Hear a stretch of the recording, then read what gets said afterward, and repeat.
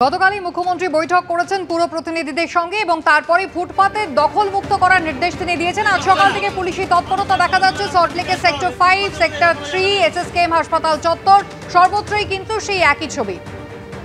আর এবার আপনাদের নিয়ে যাব গড়িয়াহাটে। আমাদের প্রতিনিধি আবির দত্ত আমাদের সঙ্গে রয়েছেন। আবির, গড়িয়াহাটে ঠিক কি অবস্থা দেখব? দেখো, সরাসরি সেই ছবি তোমায় দেখাচ্ছি। গতকাল মমতা বন্দ্যোপাধ্যায় মুখ্যমন্ত্রী তিনি হুঁশিয়ারি দিয়েছেন এবং সক্রিয়তার সাথে পুলিশকে কাজ করতে বলা হয়েছে। গড়িয়াহাটে আমরা রয়েছি। গড়িয়াহাটে গতকাল আমরা দেখেছি যে রাত্রিবেলা প্রথমে বলা হয়েছিল, আজকে গড়িয়াহাটে এখানে যেটা ফুটপাত দখল করে বেআইনিভাবে যে দোকানগুলো রয়েছে সেগুলো একেবারে ভেঙে ফেলার কাজ ইতিমধ্যে পুলিশের তরফ থেকে করা হচ্ছে। শুধুমাত্র তাই নয়, বেশ কয়েকজনকে আটকও করা হয়েছে। অন্যদিকে আমরা দেখলাম যে হাতিবাগানে সেখানেও আজকে এইভাবেই কিন্তু চলছে, যাতে কোনোভাবে ফুটপাত বা রাস্তা যেখানে চলাচল করা হয় সেই রাস্তা ফুটপাত যাতে দখল না থাকে। দ্বিতীয়ত তোমাকে জানাই যে আজকে আমরা দেখলাম যদুবাবু বাজার, সেখানেও একই রকমভাবে এই ধরনের রাইড চললো এবং সেই প্রক্রিয়া এখনও পর্যন্ত চলছে।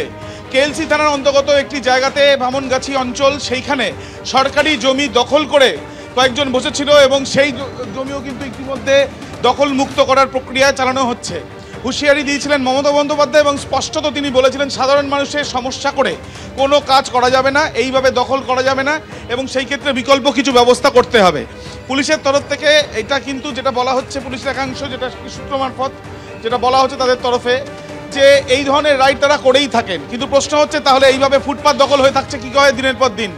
এবং বেশ কয়েকজনকে, স্বপন মজুমদার ক্যামেরা পার্সনকে বলছি দেখানোর জন্য, দেখা যাচ্ছে কতজনকে এখানে পুলিশের ভ্যানে কিন্তু ইতিমধ্যে তোলা হয়েছে এবং যাদেরকে তোলা হয়েছে তারা এখানে এই ফুটপাত বা রাস্তা দখল করে তাদের দোকান বা অন্য সমস্ত কিছু চালাচ্ছিল। এবং যে পরিস্থিতি, তাতে শুধুমাত্র গড়িয়াহাট বলে নয়, গড়িয়াহাট আমরা দেখলাম হাতিবাগান, যদুবাবু বাজার, সেই সব জায়গাতে কিন্তু এই ধরনের কিন্তু যে অভিযান, সেই অভিযান পুলিশের তরফ থেকে কিন্তু চালানো হচ্ছে। আরও একবার ছবিটা দেখাতে বলবো।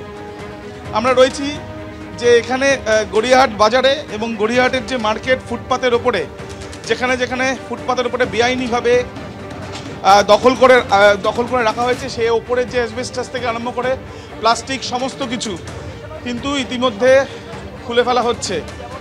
এবং এর আগে আমরা দেখেছি যে বেশ কয়েকবার এই ক্ষেত্রে কিন্তু এই ধরনের অভিযানের কথা ইতিমধ্যে বেশ কয়েকবার কিন্তু করোনার সময় আমরা দেখতাম যে যাতে সেখানে ফাঁকা রাখতে বলা হচ্ছিল এবং তার পরবর্তীকালে যদিও পুলিশের তরফ থেকে যেটা বলা হচ্ছে তোমায় জানাই যে এই ধরনের রাইড তারা করেই থাকেন, সেই ক্ষেত্রে আলাদাভাবে চক দিয়ে তারা মার্কিং করে রাখেন বা আলাদাভাবে যাতে কোনোভাবে ফুটপাতের ওপরে না কোনো কিছু রাখা হয় বেআইনিভাবে, সেই বিষয়গুলো করা হয়।